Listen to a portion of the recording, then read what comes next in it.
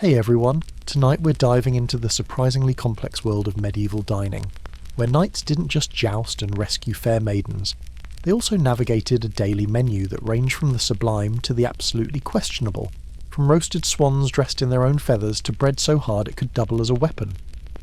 We'll explore what really filled the bellies of these armoured warriors, from their morning ale, yes, ale for breakfast, to their evening feast of mystery meat and vegetables that had seen better days. So before you get comfortable, take a moment to like the video and subscribe, but only if you genuinely enjoy what I do here, and let me know in the comments where you're tuning in from and what time it is for you. It's always fascinating to see who's joining us from around the world. Now dim the lights, maybe grab a snack that's thankfully not medieval porridge, and let's ease into tonight's journey together. When you think of medieval knights, you probably imagine them charging into battle, rescuing damsels, or kneeling before their king in some grand ceremony. But for every dramatic sword fight, there were hundreds of regular days where a knight's biggest decision was whether to have eel pie or mutton stew for dinner, again. The reality of a knight's daily diet was far less glamorous than the legends suggest. It wasn't all royal feasts and exotic delicacies. Most days it was about filling your stomach with enough calories to wear 60 pounds of armour without passing out, and hoping whatever you ate didn't give you the flux before your next tournament. Picture this. You're a knight in 1350, waking up in your manor house, which sounds fancy until you realise it's basically a fortified barn with pretensions. Your servants have already been up for hours, preparing your breakfast, which isn't eggs benedict or a nice croissant. It's ale, bread, and if you're lucky, some cheese that's only slightly suspicious. Yes, ale for breakfast.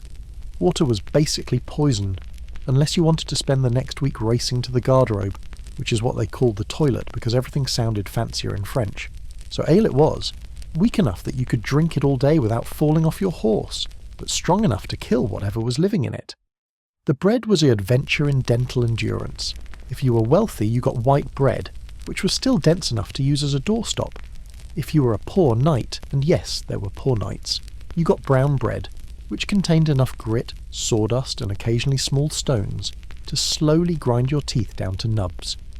Medieval bakers weren't trying to poison anyone, they just had very flexible definitions of what counted as flour.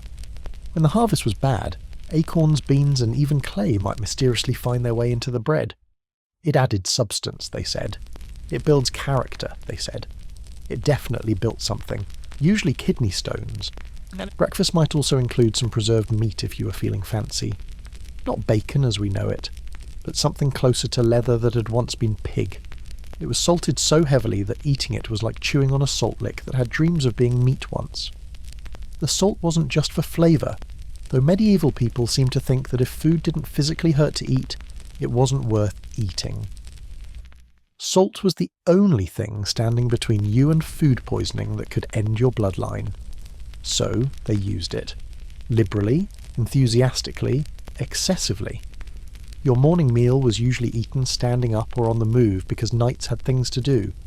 Training, overseeing peasants, attending court, plotting against neighbours, the usual.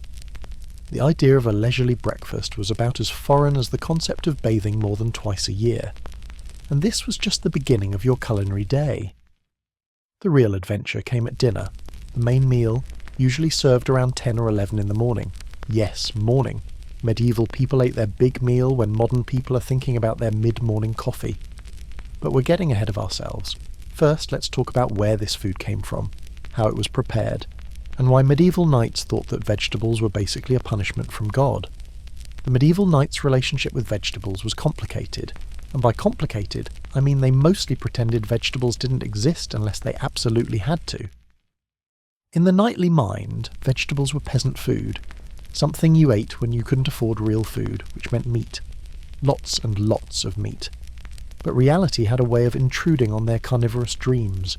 Even knights couldn't survive on meat alone, though many tried, leading to health problems that medieval physicians attributed to bad humours, but were actually just scurvy with a fancy name. The vegetables that did make it onto a knight's table were usually overcooked into submission. Cabbage boiled until it surrendered. Onions cooked until they forgot they were ever onions. Leeks stewed until they achieved a consistency somewhere between mush and regret. The medieval cooking philosophy seemed to be, if it still has texture, it's not done yet. Part of this was practical. Raw vegetables could carry diseases, parasites, and other exciting additions to your digestive system. Cooking everything into oblivion was actually a decent survival strategy. Part of it was also medical theory. Medieval physicians believed that raw vegetables were cold and moist in nature, which could unbalance your humours and cause everything from melancholy to death. Cooking them supposedly made them safer, though it also made them about as appetizing as boiled shoes. Garlic and onions were the exceptions. Knights actually loved these, possibly because they were the only things with enough flavour to survive medieval cooking methods. They'd eat them raw, cooked, pickled, or mixed into pretty much everything. A knight's breath could clear a room, but since everyone's breath was terrible, nobody really noticed. Carrots existed, but were nothing like modern carrots. Medieval carrots were purple, white, or yellow, and usually woody enough to use as kindling.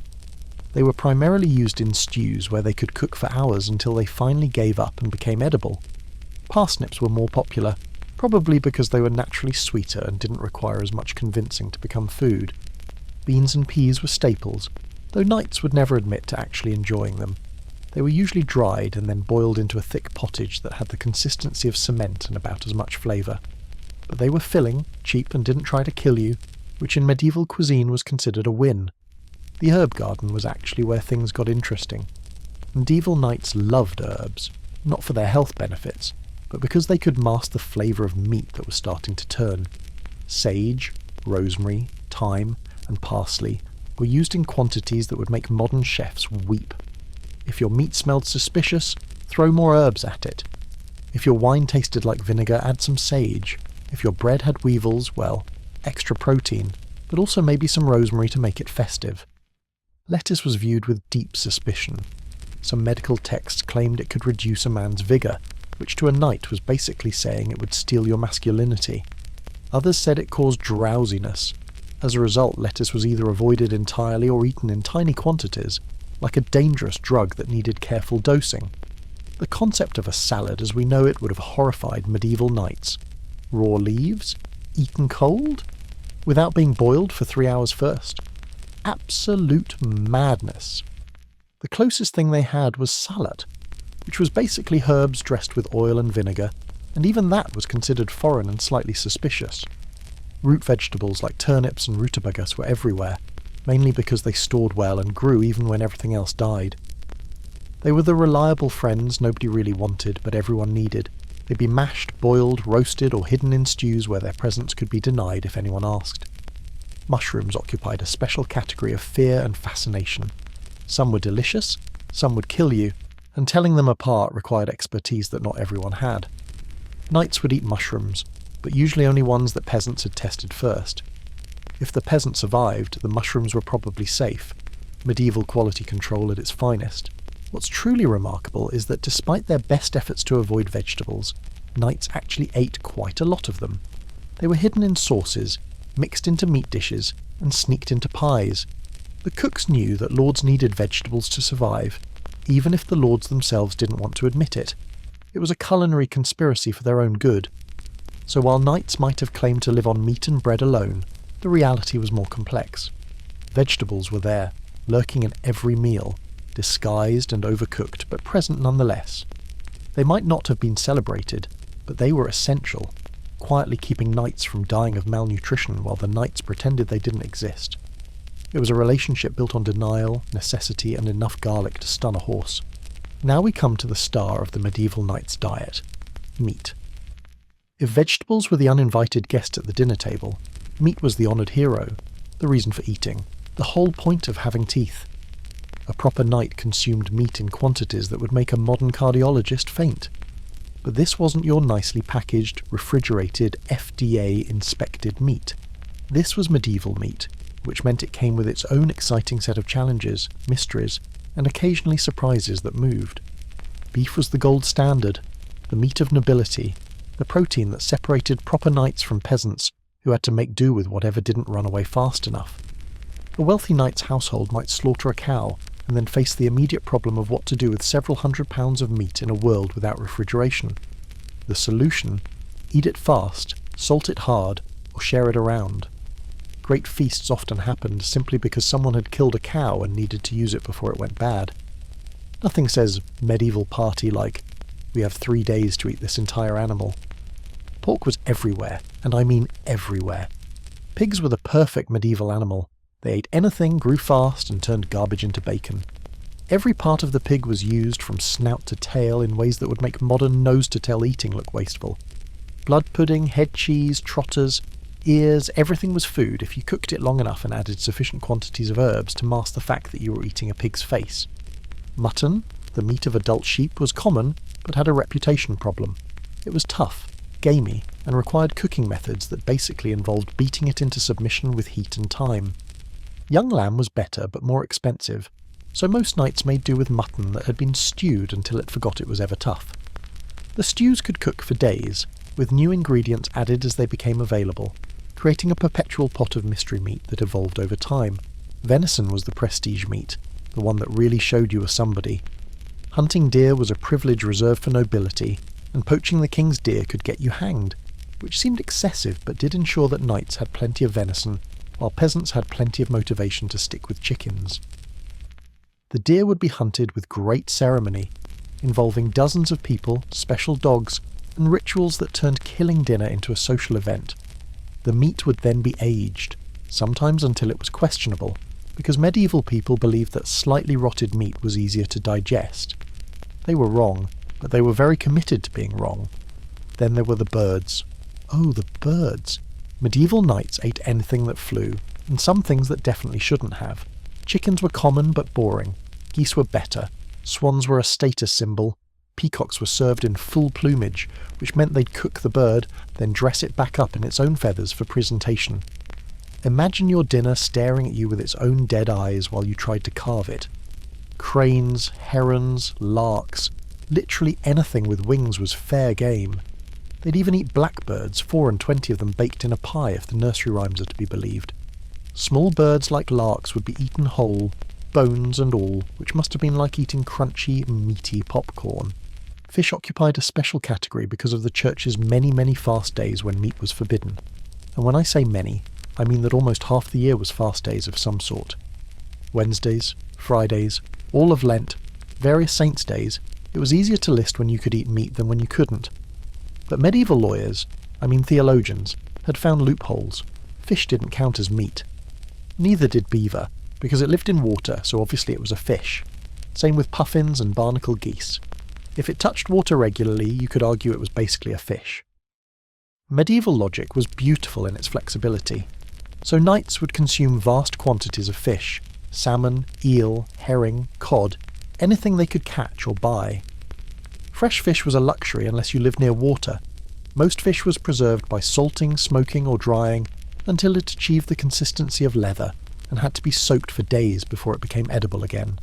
Eel pie was a particular favourite, which sounds horrible until you realise the alternative was often no pie at all. Eels were abundant, easy to catch, and fatty enough to taste like actual food rather than preserved shoe leather. They'd pack them into pies with herbs and maybe some dried fruit if they were feeling fancy, creating a dish that was simultaneously protein, carbs, and regret. The preservation methods for all this meat were an adventure in themselves. Salting was the most common, using enough salt to preserve the meat and destroy your kidneys simultaneously. Smoking added flavour while also adding whatever was in the smoke, which could include anything from oak wood to accidentally included bits of thatch from the roof of the smokehouse. Some meat was preserved in honey or fat, creating a time capsule of protein that could last months. Other meat was simply hung until it was dry enough to last, creating what we might generously call aged meat, but what was really just controlled rotting. The smell in a medieval larder must have been something between a deli and a crime scene. Cooking methods were limited but enthusiastic. Roasting over an open fire was popular for large cuts, with a poor servant boy turning the spit for hours, slowly roasting himself along with the meat. Boiling was common because it was hard to mess up, and you could throw anything into the pot. Frying existed, but was tricky with medieval pans and animal fat that had its own agenda. The amounts consumed were staggering. A knight might eat 2 or 3 pounds of meat per day, not including what was hidden in pies, stews and sauces. Their diet was basically the opposite of every modern nutritional guideline. Yet they needed those calories for the extremely physical life of training, fighting, and wearing armour that weighed as much as a small child. Meat wasn't just food, It was status, identity, and probably about 60% of their personality. A knight who couldn't provide meat for his table wasn't really a proper knight. It was the centrepiece of every meal, the subject of lengthy discussions, and the cause of numerous digestive issues that medieval physicians treated with more meat, because medieval medicine was nothing if not consistent in its wrongness. So while modern diets might emphasise balance and moderation, medieval knights operated on the principle that if some meat was good, enormous quantities of meat were better, and if you added enough pepper and ginger, you could pretend it was supposed to taste like that. Medieval knights had a drinking problem, but not in the way you might think. The problem was that everything they drank was actively trying to kill them, so they had to stick with alcohol, which was only passively trying to kill them. It was harm reduction, medieval style. Water was the enemy. Medieval people understood correctly that water could make you sick. They didn't understand why, blaming it on various humours and miasmas rather than the actual cause, which was that their water sources were contaminated with everything from human waste to dead animals to whatever the local tanner was dumping that week. So they drank ale, wine, mead, cider, anything with enough alcohol to kill the bacteria but not enough to kill the drinker. Usually. The day started with ale, continued with ale, and ended with wine if you could afford it. This wasn't the strong craft beer of modern times.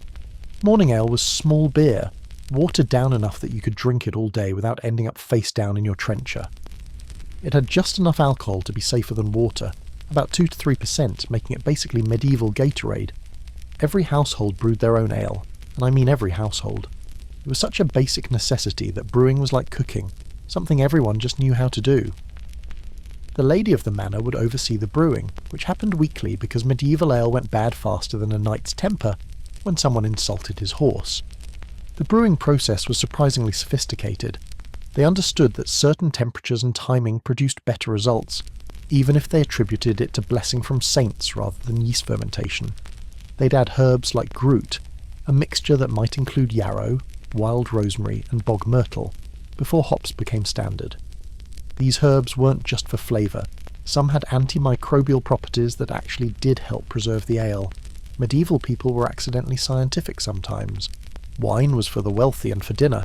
It came from France usually because English wine was, well, it was attempted. The problem with English wine wasn't just the climate.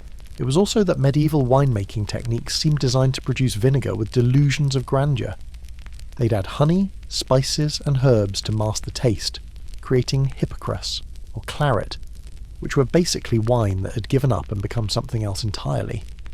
The spiced wine wasn't just about flavour. Spices were expensive, ridiculously expensive. Adding them to wine was a way of showing off. Look how wealthy I am. I can afford to dump a peasant's yearly wages worth of cinnamon into my mediocre wine. It was the medieval equivalent of gold-flaked cocktails, except it probably tasted worse. Mead, that honey wine beloved by Vikings and fantasy writers, was actually quite common.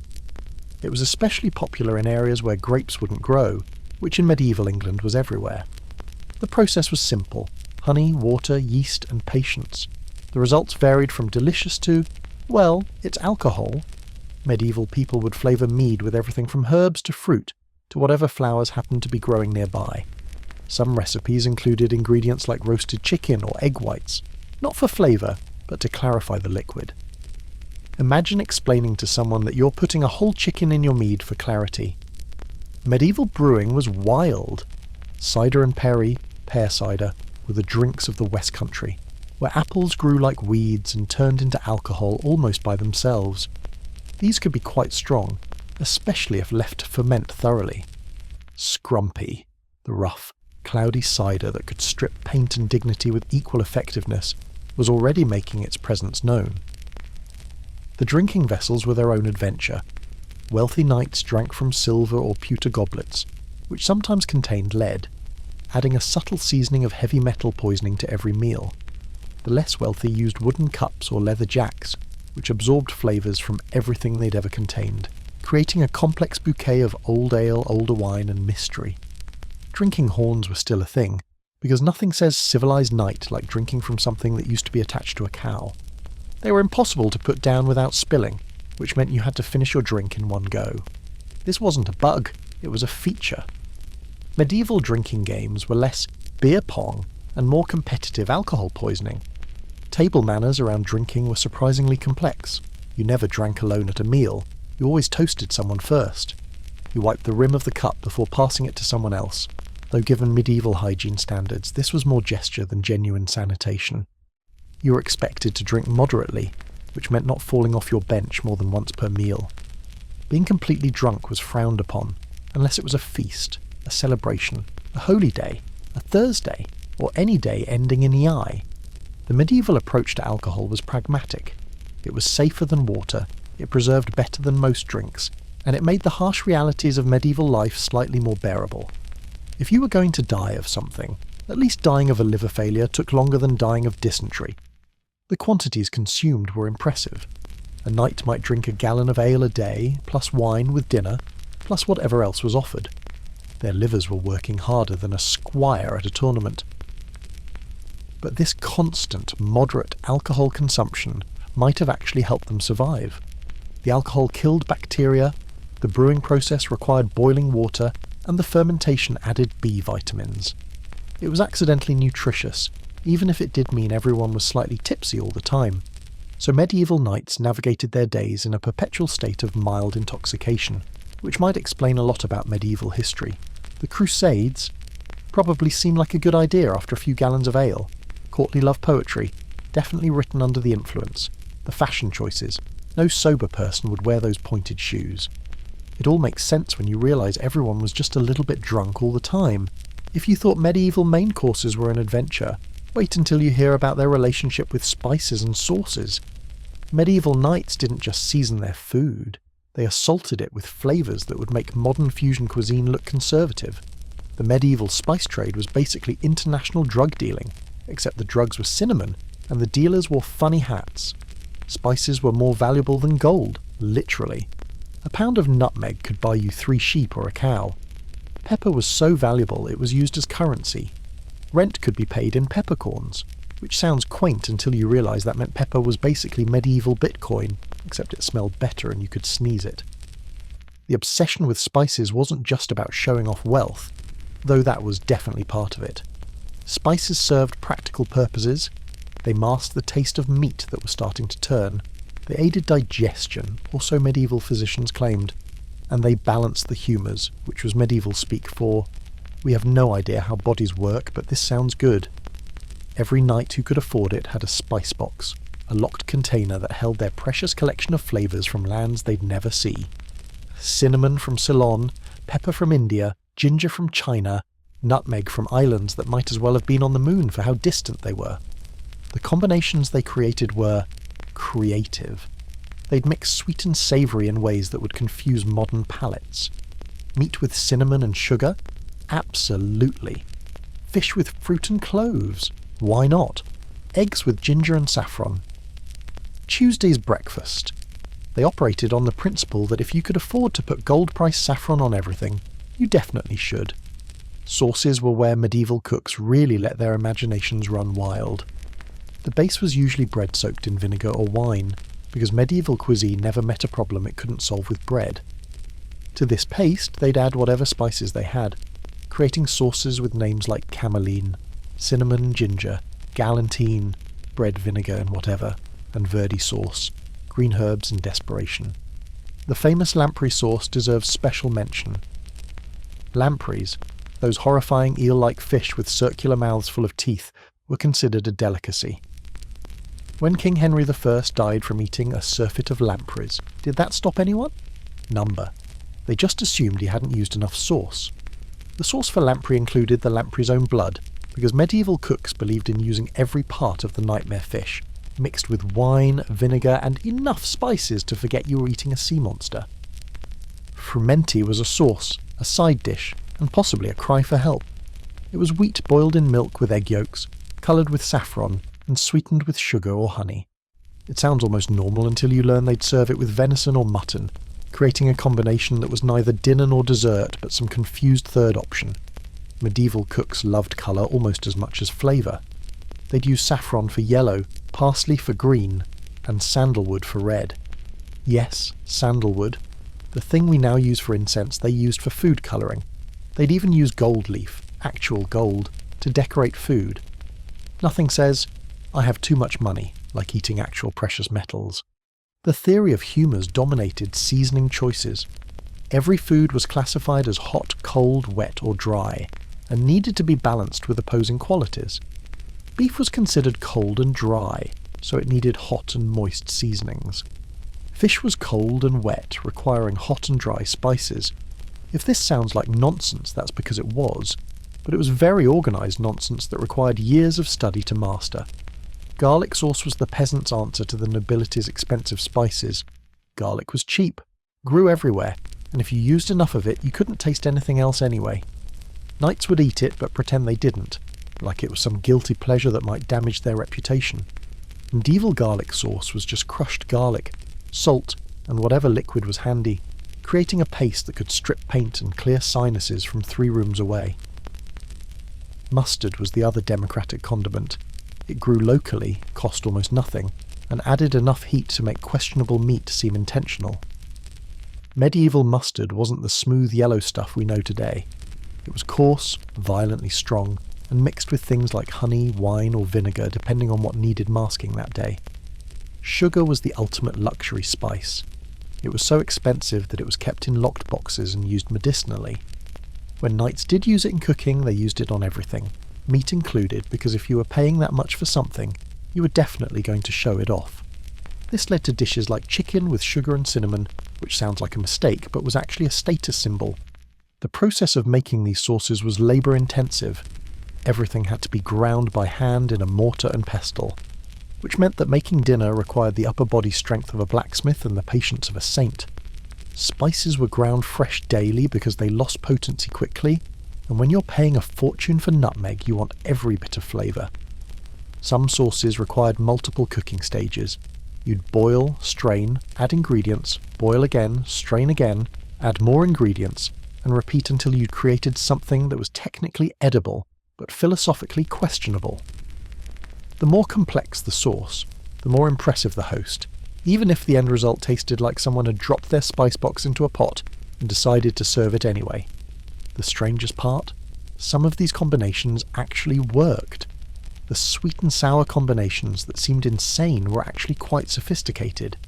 The use of acidic ingredients to cut through fatty meats showed real understanding of flavour balance, even if it was dressed up in nonsense about humours and planetary influences. Medieval knights didn't just eat their food, they transformed it into something unrecognisable, expensive, and complicated. Every meal was a statement about wealth, power, and the ability to afford spices that had travelled further than most people would in their entire lives.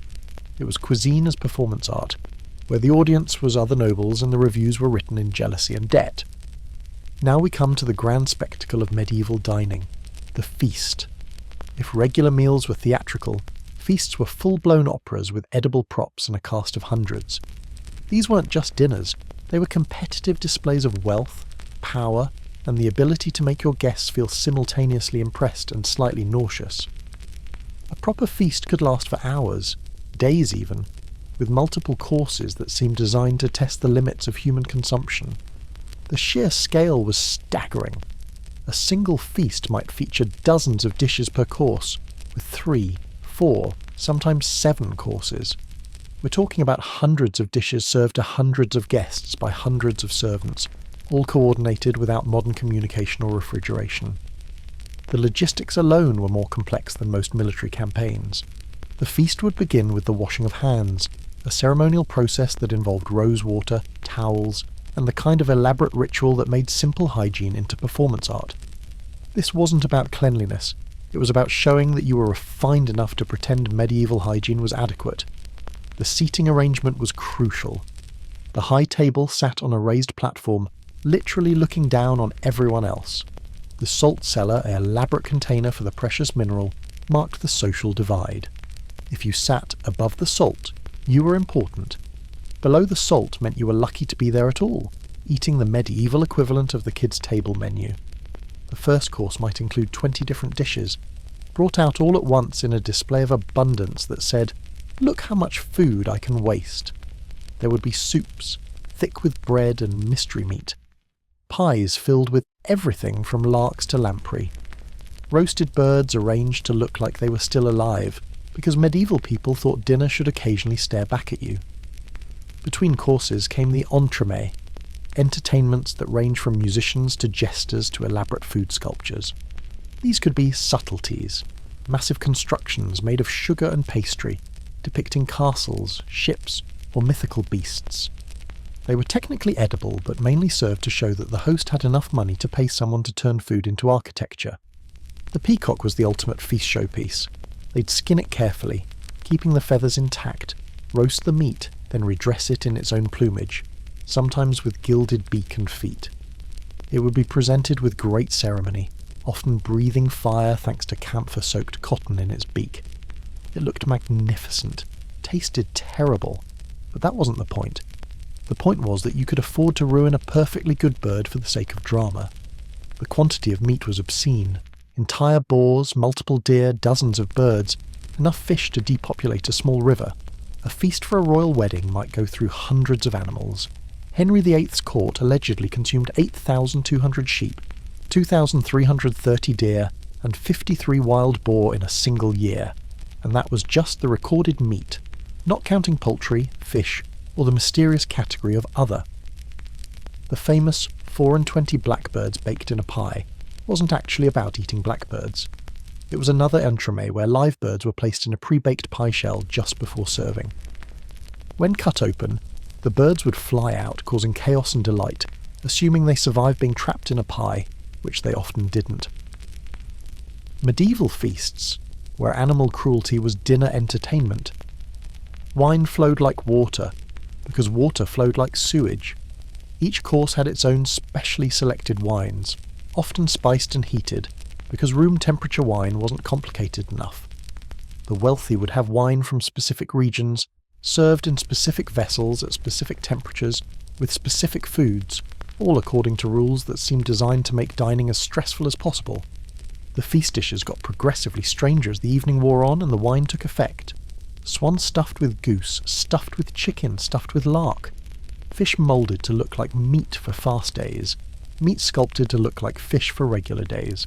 Puddings that contained no pudding but did contain minced meat, suet, and enough alcohol to preserve a corpse. The cockentrice deserves special mention. The front half of a pig sewn to the back half of a chicken, or vice versa, roasted and presented as if this was a perfectly normal thing to serve at dinner. It was supposed to look like a mythical beast, but probably looked more like the result of a terrible farmyard accident. Table manners at feasts were surprisingly elaborate. You shared trenchers, plates made of bread, with your neighbour, which meant you needed to be careful about double dipping and grabbing the best bits.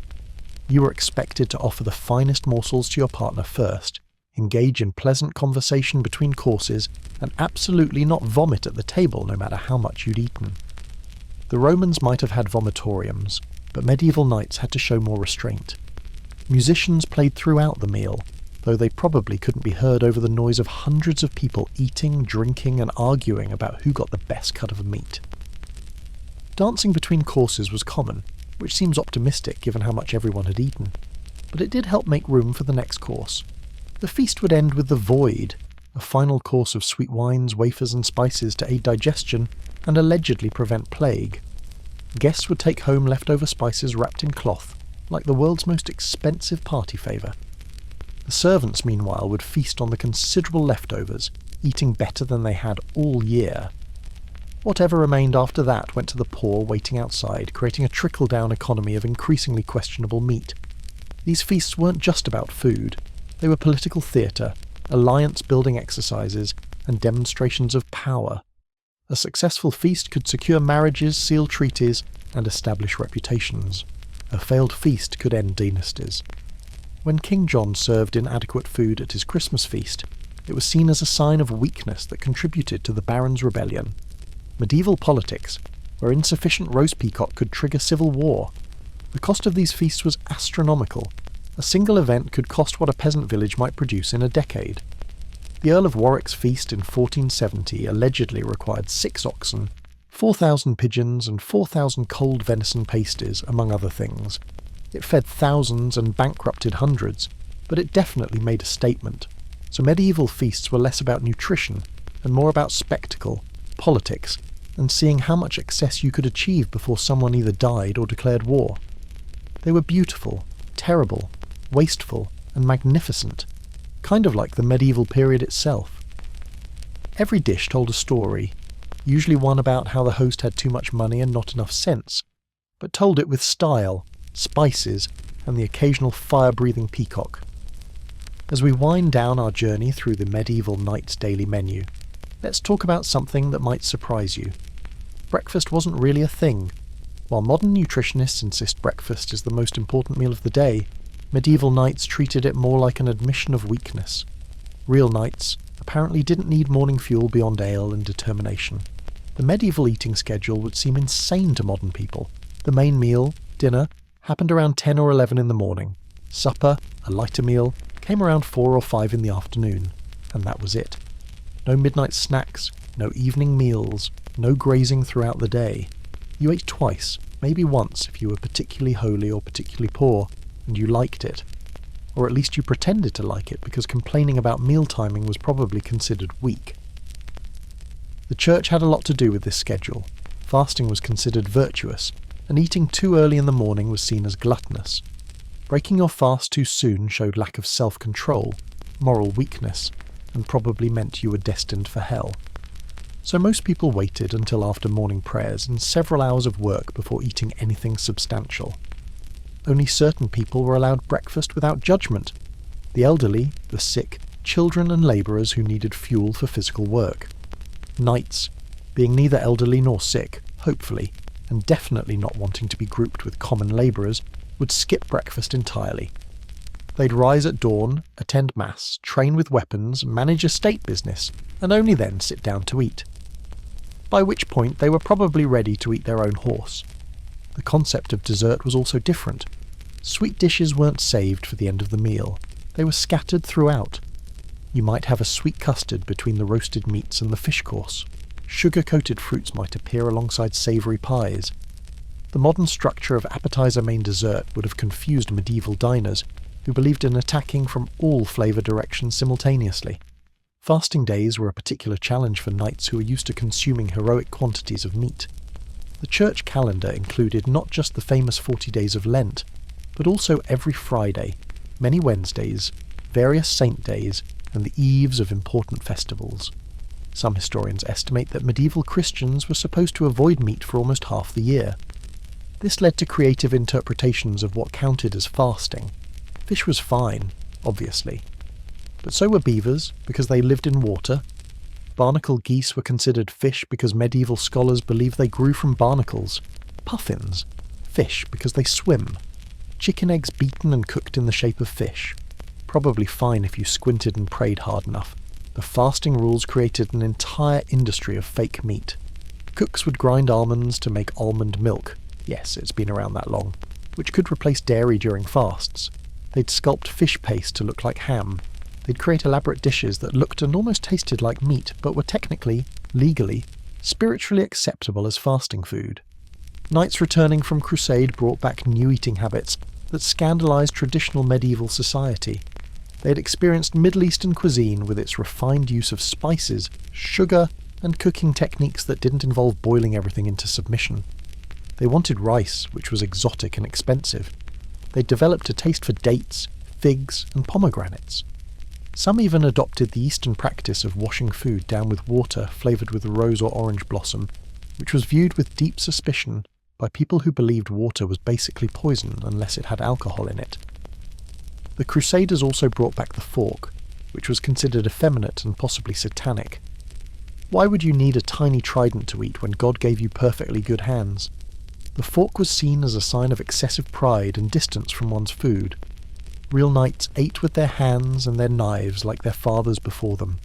It took centuries for the fork to become acceptable, and even then, some traditionalists insisted it was ruining society. Travel food for knights was its own special category of misery. When on campaign or travelling between estates, knights ate journey bread, which was basically edible rock. It was baked multiple times until all moisture was gone, creating something that would last for months and could probably be used as armour in an emergency. They'd also carry dried meat that had been salted, smoked and dried until it achieved the consistency of leather with delusions of grandeur. Cheese that could survive anything, usually because it was already half dead. And wine, always wine, because at least if you were going to eat terrible food, you could be drunk for it. The medieval knight's diet also included things we wouldn't consider food today. They ate flowers regularly, roses, violets, elderflowers, all considered perfectly normal ingredients. They'd candy them, put them in salads, brew them into wines. A knight might start his day with violet-flavoured wine and think nothing strange about it. They also consumed a lot of things for medicinal purposes that were definitely not medicine. Ground pearls for heartache. Powdered mummy. Yes, actual Egyptian mummies. For bruises. Gold leaf for heart problems, because obviously the cure for cardiac issues is eating money. Unicorn horn, actually narwhal tusk, for poison, which at medieval feast was a legitimate concern. The seasons affected diet dramatically. Winter was the time of preserved everything, salted meat, dried fruit, pickled vegetables, and whatever root vegetables had survived in storage. Spring brought fresh greens, which after a winter of salt meat was probably like tasting colour for the first time. Summer meant fresh fruit, which knights would eat in quantities that would horrify modern dentists. Autumn was harvest and slaughter time, when animals were killed before winter feed ran out, meaning brief periods of fresh meat followed by frantic preservation. Knights had food preferences that would seem bizarre today. They loved foods that were intentionally bitter, believing they were good for digestion. They actively sought out foods that were corrupt or slightly spoiled, thinking the fermentation was beneficial. They avoided certain food combinations that they believed were deadly. Fish and milk, melons and wine, lettuce and wine, actually most things and, wine were considered dangerous, yet they kept drinking wine with everything. Some foods were considered aphrodisiacs, and these were either eagerly consumed or carefully avoided depending on your situation. Artichokes, asparagus, and anything vaguely phallic-looking were thought to increase virility. Lettuce, on the other hand, was believed to reduce passion, which is why monks ate lots of salads, and knights avoided them like they were made of defeat. The concept of sympathetic eating meant that consuming an animal's organs would strengthen your corresponding organs. Eating heart made you brave. Eating brain made you smart, theoretically. Eating liver helped your liver. This led to some very specific menu choices and probably some very disappointed people who ate a lot of sheep brain but remained decidedly unsmart. Certain foods were restricted based on your social class, not just because of cost, but because it was believed that peasant stomachs literally couldn't handle noble food. Giving a peasant peacock wasn't just wasteful, it was dangerous. Their crude digestive systems would be overwhelmed by such refined cuisine. Similarly, nobles shouldn't eat coarse peasant bread because it would coarsen their refined nature. Medieval classism extended right into the digestive tract. The combination of foods was serious business. Mixing meat and fish could kill you. Fruit after dinner would rot in your stomach. Cheese before bed gave you nightmares. Wine and milk together would curdle in your stomach and create stones. These weren't suggestions, they were medical facts as understood by people who thought disease was caused by bad smells. Fasting wasn't just religious, it was medical. Periodic fasting cleared out the corruption that built up from eating. Too much food clogged the system, leading to blockages that caused everything from gout to madness. But fasting too much dried you out, leading to other problems. Finding the balance required consultation with physicians who would examine your urine, check your pulse, and prescribe dietary changes that usually involved eating things you hated. The colour of food mattered enormously. Gold-coloured foods like saffron were obviously good for you because gold was perfect. Black foods were suspicious unless they were expensive, like pepper, in which case they were medicine. Green foods could go either way, depending on the shade and what planet was ascending when you ate them. Red foods were good for blood, but bad for anger. White foods were pure, but potentially phlegmatic. Eating became a complex calculation of colour theory that would make a modern nutritionist weep. Medieval knights also believed in eating according to the seasons, but not in the sensible eat what's fresh way. They believed that your body's needs change with the cosmos. Winter required hot, dry foods to counteract the cold, wet weather. Summer needed cold, moist foods to balance the heat. Spring was tricky because it was considered hot and moist, requiring cold, dry foods that barely existed. Autumn was cold and dry, needing hot, moist foods, which usually meant stews. Everything was stews eventually. The influence of astrology on diet was completely normal. Your birth sign determined what foods were good for you. The position of planets affected digestion. Eating during an eclipse was asking for trouble. Some nights had personal astrologers who would calculate the best times to eat certain foods based on star charts. Imagine scheduling dinner around Saturn's position. Medieval meal planning was complicated. Pregnancy cravings were taken extremely seriously because it was believed that denying a pregnant woman's craving would mark the baby. If she craved strawberries and didn't get them, the baby would have a strawberry birthmark. If she craved rabbit and was denied, the baby might be born with a hair lip. This gave pregnant noblewomen extraordinary power over the kitchen, probably the only time they could demand anything and get it immediately. The concept of cooking food extended beyond heat. Digestion was considered a form of cooking that happened in your stomach. Your stomach was basically an internal kitchen that needed the right temperature and ingredients to work properly. Drinking cold water could extinguish your digestive fire. Eating too much raw food overwhelmed your internal cook. The metaphor extended to the point where indigestion was literally considered undercooked food in your stomach. Some foods were thought to affect intelligence directly. Fish was brain food, but only certain fish. Eels made you cunning. Salmon gave wisdom. Carp made you stupid, which was unfortunate because it was common and cheap. Almonds improved memory, which is why students were encouraged to eat them. Walnuts, shaped like tiny brains, obviously helped with thinking. The doctrine of signatures meant that foods that looked like body parts helped those parts, leading to some very optimistic eating habits. The preparation method could completely change a food's properties. A roasted apple was warming and good for you. A raw apple was cooling and dangerous.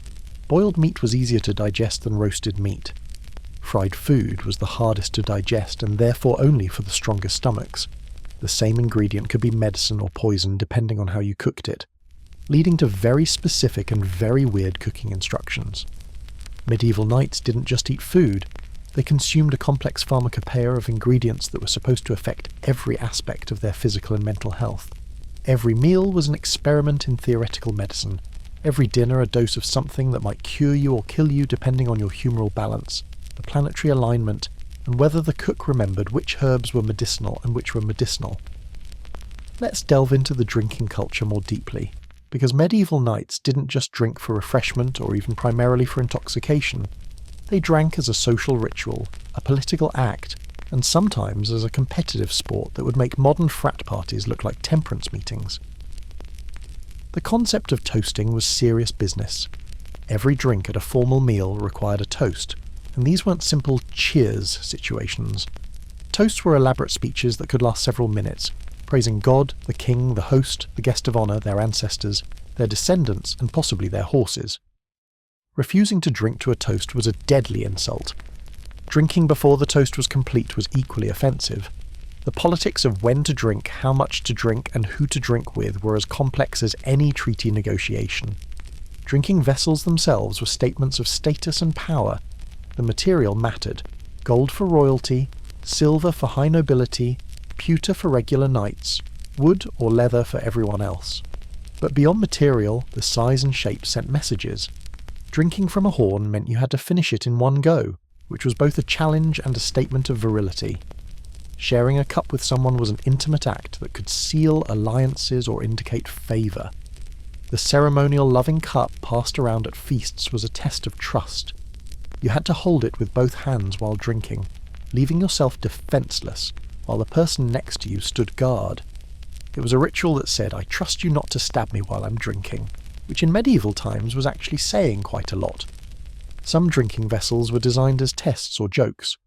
Puzzle jugs had multiple spouts and hidden holes, so drinking without spilling required knowing the trick. Fuddling cups were multiple cups joined together, requiring all to be drained at once. These weren't just novelties. They were used to humiliate rivals or test potential allies.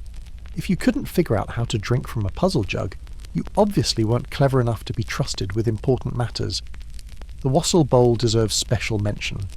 This communal drinking vessel, often elaborately decorated, would be filled with spiced ale or cider and passed around during winter celebrations.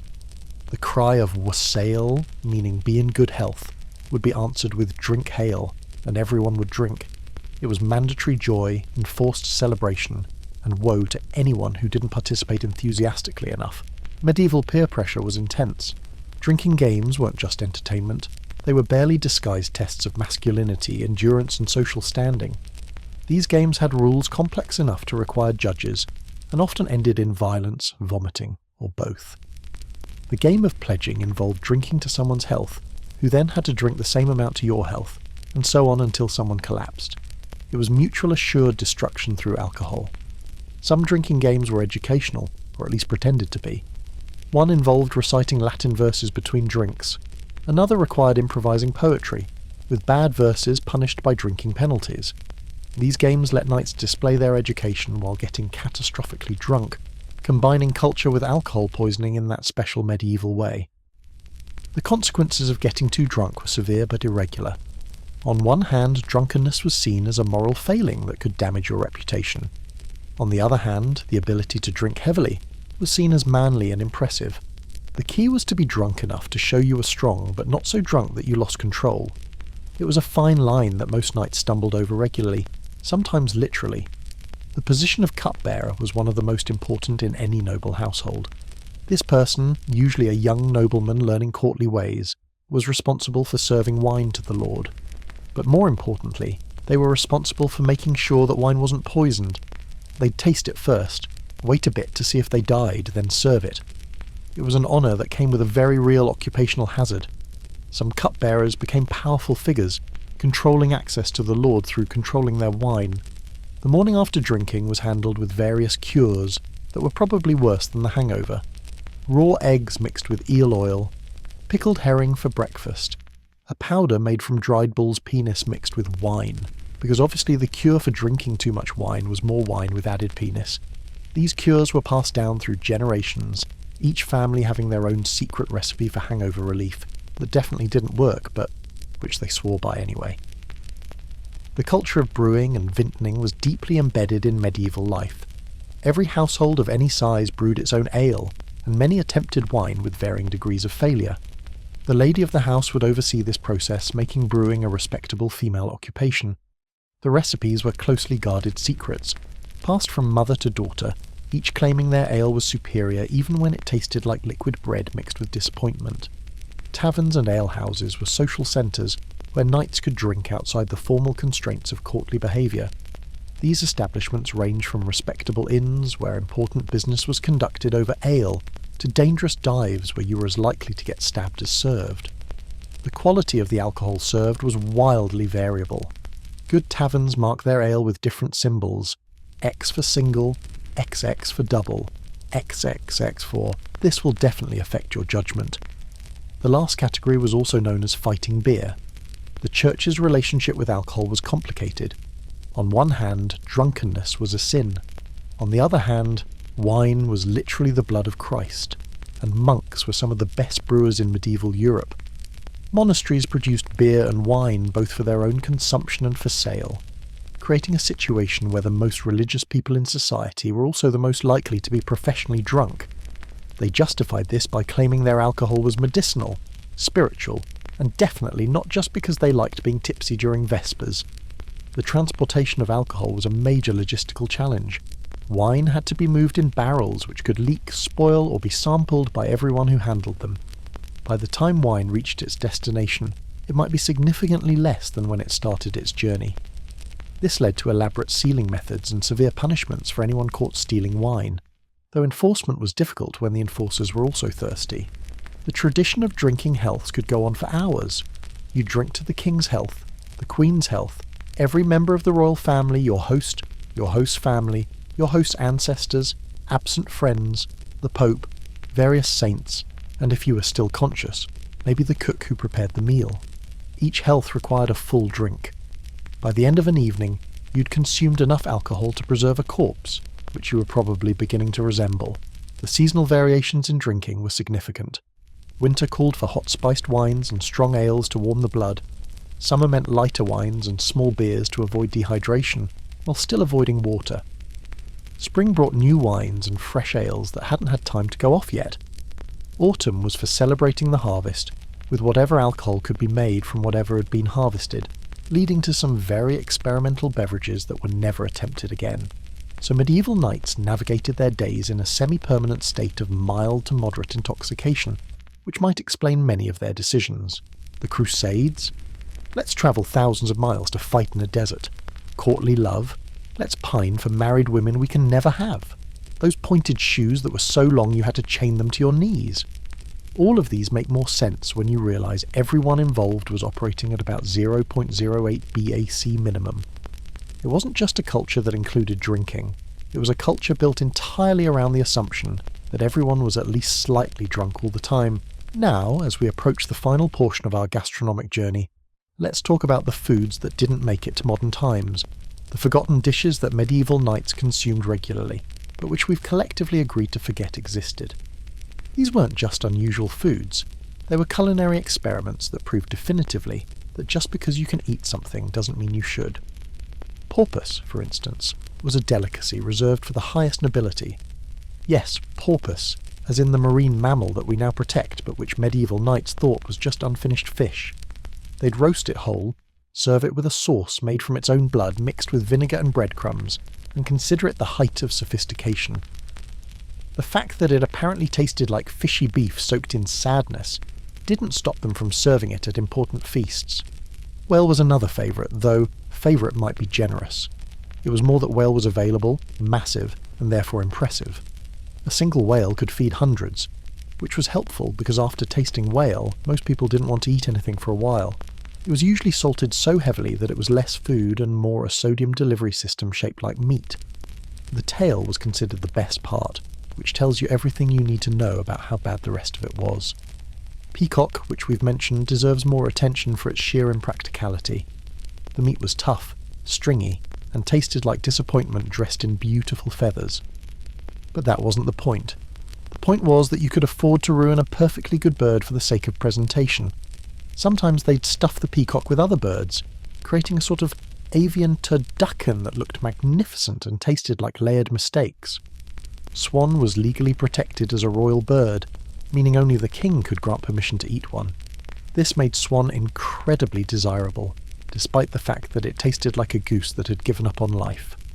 The preparation involved days of marinating to try to make it edible, stuffing it with expensive ingredients to mask the flavour, and then presenting it as if it were a great honour to chew through meat with the consistency of a leather boot.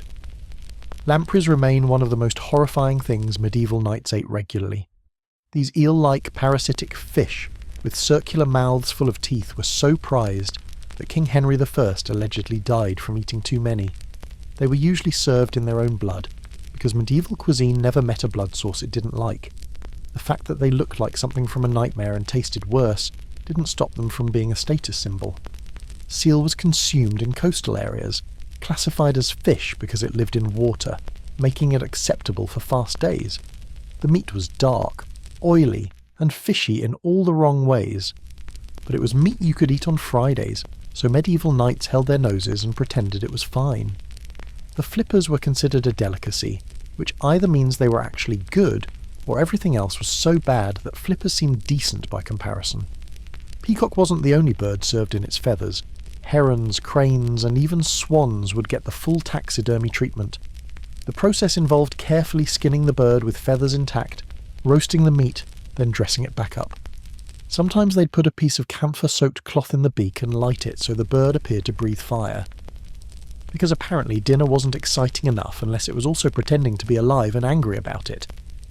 The cockentrice, that half-pig, half-chicken monstrosity we mentioned earlier, was just one example of medieval food sculpture.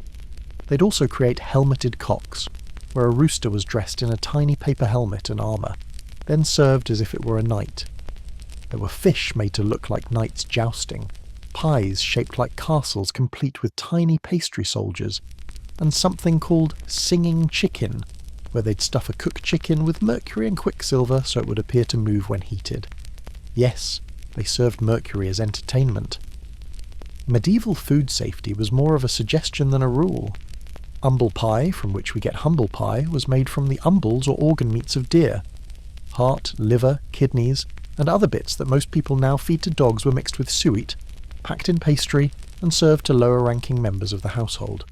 It was essentially a pie full of everything nobody else wanted to eat, disguised with enough crust and gravy to make it swallowable. Eating it was literally eating humble pie, accepting your low status one organ at a time. Blancmange in its medieval form bore no resemblance to the modern dessert. It was a thick paste of rice, almond milk, sugar, and chicken or fish, coloured white and moulded into shapes. Yes, chicken blancmange. Sweet chicken paste moulded into decorative shapes and served as if this were perfectly normal. It was supposed to be elegant and refined. It was actually what happened when medieval cooks had too much time and not enough sense. Black pudding, blood sausage was common, but medieval versions took it to extremes.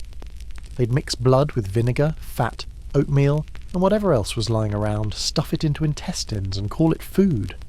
The variations were endless and uniformly terrible. Swan blood pudding, porpoise blood pudding, even whale blood pudding for those who really wanted to challenge their digestive systems. The idea seemed to be that any blood was too valuable to waste, even if eating it was punishment. Jellied eels weren't just food. They were a London specialty that persisted well beyond medieval times. Eels would be boiled until they released their natural gelatin, then left to set into a sort of savoury fish jello. It looked like something from a horror movie, tasted like low tide, and was somehow considered a treat. Street vendors would sell it from carts, calling out, "Jellied eels! Get your lovely jellied eels!" Proving that medieval marketing was based entirely on lies. Head cheese, despite its name, contained no cheese. It was the head of a pig or calf, boiled until the meat fell off, then pressed into a tureen with the cooking liquid until it set into a loaf. Sliced, it revealed a cross-section of various face meats suspended in aspic, looking like a geological core sample of pig head. It was served cold, usually for breakfast, because medieval mornings weren't difficult enough already. And then there were the game pies. These weren't your simple chicken pot pies. Medieval game pies could contain anything that moved. Larks, blackbirds, rabbits, deer, wild boar, all in the same pie. The surprise pie was exactly what it sounds like. You didn't know what was in it until you cut it open. It might be venison, it might be crow, it might be last week's leftovers achieved sentience. The surprise was usually disappointment. Live bird pies, mentioned in nursery rhymes, were real. They'd bake an empty pie shell, fill it with live birds just before serving, then cut it open at the table. The birds would fly out, theoretically delighting the guests, but more likely coating them in bird droppings and terror. Sometimes they'd use frogs instead of birds, because nothing says festive meal like amphibians jumping onto your plate. This was entertainment, medieval style, where dinner fought back. The practice of gilding food with actual gold leaf was common among the wealthy. They'd cover everything from roasted fowl to fruits to entire pies with gold. It added no flavour, had no nutritional value, and probably wasn't great for digestion, but it showed that you were so wealthy you could literally eat money. The ultimate power move was serving a gilded peacock breathing fire while someone played the lute. Subtle medieval nobility was not. As we prepare to close this epic journey through medieval night cuisine, let's reflect on the drinking songs and food-related entertainment that accompanied these meals. Because medieval knights didn't just eat and drink, they turned consumption into performance art. Drinking songs weren't just casual entertainment, they were mandatory participation events that combined alcohol, peer pressure, and public humiliation in equal measure. Everyone was expected to know the words, sing loudly, and drink at prescribed moments. Missing your cue or forgetting the words meant drinking penalties, leading to a vicious cycle where the drunker you got, the worse you sang, the more penalties you incurred. It was karaoke with consequences. Some songs were educational, teaching moral lessons between verses of drinking. Others were bawdy beyond belief, describing acts that would make modern comedians blush. The contrast between singing about the Virgin Mary in one song, and then immediately launching into something about a miller's daughter and a bishop was typical medieval whiplash. Food-related entertainment went beyond the surprise pies and fire-breathing peacocks. There were entire plays performed between courses, sometimes with food as characters. Imagine actors dressed as vegetables performing morality, plays about the dangers of gluttony while the audience ate their fourth course of meat. The irony was lost on no one, but that was part of the entertainment. Medieval knights loved their irony served with a side of roasted swan. The tradition of the subtlety deserves more explanation. These weren't just decorative food sculptures, they were elaborate allegorical representations made from sugar, marzipan, and pastry. A subtlety might depict a biblical scene, a moment from classical mythology, or a flattering representation of the host winning an unlikely military victory. They could be several feet tall and take weeks to create. They were meant to be admired, discussed, and then eaten, though by the time they were served, the sugar had usually hardened into something that could break teeth. Some feasts featured entremets that were more theatre than food. Performers would emerge from giant pies, musicians would play from galleries while dressed as mythical creatures, and sometimes entire miniature tournaments would be staged between courses. One famous entremet featured a model castle, defended by ladies throwing candied fruits at knights attacking with breadstick lances. It was dinner and a show, where the dinner was the show and the show was edible. The position of the carver was crucial to feast entertainment. Carving wasn't just cutting meat, it was a performance art with specific techniques for each animal. There were 40 different ways to carve a swan, each with its own name and significance. The carver would perform this task at the table, with ceremonial precision, explaining the cuts, their meanings, and which pieces went to whom based on rank. It was like watching a very slow, meat-based magic show where the finale was dinner. Medieval knights also enjoyed food-based practical jokes, though enjoyed might be strong for the victims. Fake foods that looked real but tasted horrible were popular. Soap carved and painted to look like cheese. Wax fruit mixed with real fruit. Meat pies filled with live birds or frogs. Sometimes they'd serve impossibly spicy food to unsuspecting guests, then laugh as they desperately reached for wine which had been replaced with vinegar. Medieval pranks were harsh. The concept of culinary medicine meant that meals often came with lectures about the health benefits of what was being served. The host might explain how the ginger in the sauce would warm your liver, or how the peacock meat would make you brave. These explanations could go on for so long that the food got cold, but interrupting was rude. You had to sit there, nodding along as your host explained the humoral properties of turnips, while your meat congealed on your trencher. The end of a feast featured the void or departure, which was its own ceremony. Spiced wines would be served with wafers and comfits, sugar-coated seeds and spices, to aid digestion, and void the stomach. Guests would be given boxes of these expensive spices to take home, like party favours that cost more than most people's annual income. The ritual of leaving was as elaborate as arriving, with thanks, gifts, and promises of return visits that everyone hoped wouldn't happen too soon. As our lengthy exploration draws to a close, we must acknowledge the legacy of medieval knight cuisine.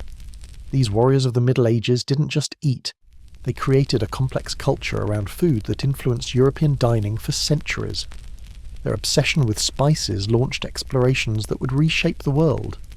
Their feasting traditions evolved into modern formal dining. Their brewing techniques laid the foundation for beer and wine industries that still thrive today. Even their mistakes taught valuable lessons like maybe don't put mercury in food, maybe water is actually important, and maybe, just maybe, vegetables aren't the enemy of mankind. The medieval knight's diet tells us something profound about human nature.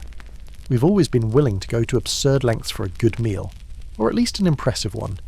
They built entire economic systems around pepper, went to war over spice routes, and created dishes that looked like mythical beasts because somehow, somewhere, someone decided that dinner wasn't interesting enough unless it could breathe fire.